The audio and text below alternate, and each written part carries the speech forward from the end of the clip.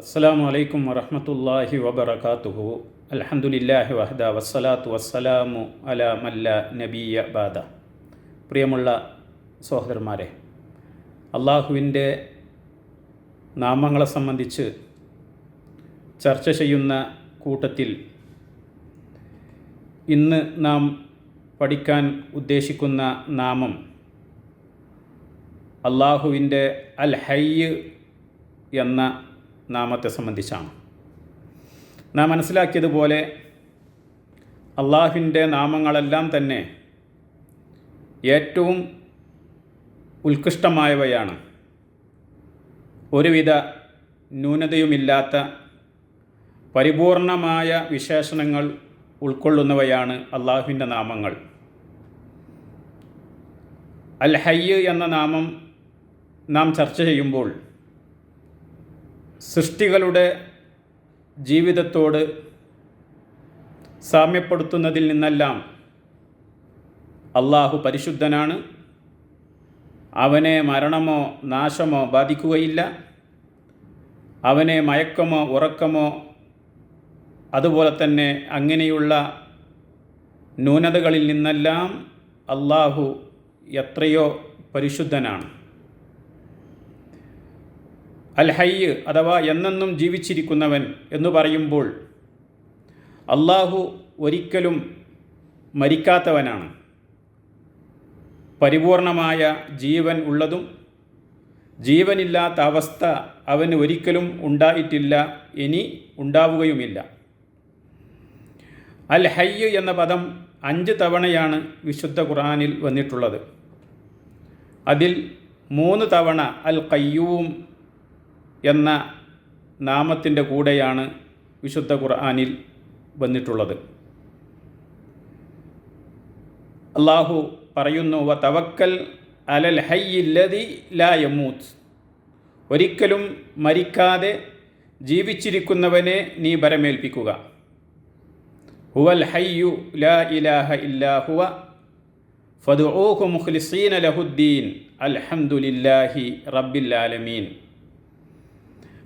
അവനാകുന്നു എന്നെന്നും ജീവിച്ചിരിക്കുന്നവൻ. ഹുവൽ ഹയ്യു, അവനാണ് എന്നെന്നും ജീവിച്ചിരിക്കുന്നവൻ. അവനല്ലാതെ യാതൊരു ആരാധ്യനുമില്ല. അതിനാൽ കീഴ്വണക്കം അവന് നിഷ്കളങ്കമാക്കിക്കൊണ്ട് നിങ്ങൾ അവനോട് പ്രാർത്ഥിക്കുക. ലോകങ്ങളുടെ രക്ഷിതാവായ അള്ളാഹുവിന് സ്തുതി.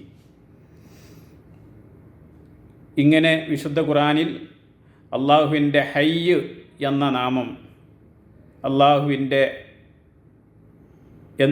എന്നെന്നും ജീവിച്ചിരിക്കുന്നവനാണ് എന്നുള്ള നാമം വിശുദ്ധ ഖുർആനിൽ വന്നതിൻ്റെ 1-2 ഉദാഹരണങ്ങളാണ് ഇവിടെ സൂചിപ്പിച്ചത്. അതുപോലെ പ്രവാചകൻ സല്ലല്ലാഹു അലൈഹി വസല്ലമയുടെ ഹദീസുകളിലും അള്ളാഹു ഹയ്യാണ് എന്ന ചില ദിക്റുകളിൽ, ചില ദുആകളിൽ പ്രവാചകൻ സല്ലല്ലാഹു അലൈഹി വസല്ലമ ഈ നാമം മുൻനിർത്തി പറഞ്ഞുകൊണ്ട് പ്രവാചകൻ സല്ലല്ലാഹു അലൈഹി വസല്ലമ പ്രാർത്ഥിക്കാറുണ്ടായിരുന്നു എന്ന് നമുക്ക് കാണാൻ സാധിക്കും. ഉദാഹരണമായിട്ട് പ്രവാചകൻ പ്രാർത്ഥിക്കാറുള്ള ഒരു പ്രാർത്ഥനയാണ്, യാ ഹയ്യു യാ ഖയ്യൂം ബിറഹ്മതിക അസ്തഈസ് അസ്ലിഹ് ലി ശൈനി കുല്ല വലാ തകിൽനി ഇലാ നഫ്സി ത്വറഫത ഐനിൻ. ഹയ്യും ഖയ്യൂമുമായ അള്ളാഹുവേ, നിൻ്റെ കാരുണ്യം മുൻനിർത്തി ഞാൻ നിന്നോട് ചോദിക്കുന്നു. നിൻ്റെ കാരുണ്യം കൊണ്ട് എൻ്റെ കാര്യങ്ങളെല്ലാം എനിക്ക് നന്നാക്കി തരുവാൻ വേണ്ടി ഞാൻ നിന്നോട് സഹായം ചോദിക്കുന്നു. ഒരു കണ്ണിമ വെട്ടുന്ന സമയം പോലും എൻ്റെ കാര്യം എന്നെ നീ ഏൽപ്പിക്കല്ലേ. അതുപോലെ തന്നെ റസൂലുള്ളാഹി സ്വല്ലല്ലാഹു അലൈഹി വസല്ലം പ്രാർത്ഥിക്കാറുള്ള, നമ്മളോടൊക്കെ പ്രാർത്ഥിക്കാൻ വേണ്ടി പറഞ്ഞിട്ടുള്ള മറ്റൊരു പ്രാർത്ഥനയാണ്, അഊദു ബി ഇസ്സതികല്ലദീ ലാ ഇലാഹ ഇല്ലാ അൻത അല്ലദീ ലാ യമൂത്ത് വൽ ജിന്നു വൽ ഇൻസു യമൂത്തൂൻ. നിൻ്റെ ഇസ്സത്ത് കൊണ്ട് മുൻനിർത്തി, നീയല്ലാതെ ഒരു ആരാധ്യനില്ല, നീ മരിക്കാത്തവനാണ്. അല്ലദീ ലാ യമൂത്ത്, മരിക്കാത്തവനായ ഏകാരാധ്യനായ അള്ളാഹുവെ, നിൻ്റെ ഇസ്സത്ത് കൊണ്ട് ഞാൻ ശരണം തേടുന്നു. എന്നാൽ വൽ ജിന്നു വൽ ഇൻസു യമൂത്തൂൻ, ജിന്നുകളും മനുഷ്യരും മരിച്ചു പോകുന്നവരാണ്. അപ്പോൾ അള്ളാഹു സുബ്ഹാനഹു വ തആലക്ക് ഒരിക്കലും നാശമോ മരണമോ ഇല്ല എന്നാണ് അൽ ഹയ്യ് എന്ന പദം കൊണ്ട്, അല്ലെങ്കിൽ ഈ നാമം കൊണ്ട് സൂചിപ്പിക്കുന്നത്. അതുപോലെ തന്നെ നാം മനസ്സിലാക്കേണ്ട മറ്റൊരു വിഷയം, അൽ ഹയ്യ് എന്ന നാമം അള്ളാഹുവിൻ്റെ മഹത്വത്തിൻ്റെ പ്രകടമായ ഒരു തെളിവാണ്. എന്നെന്നും ജീവിച്ചിരിക്കുന്നവൻ അവൻ മാത്രമാണ്.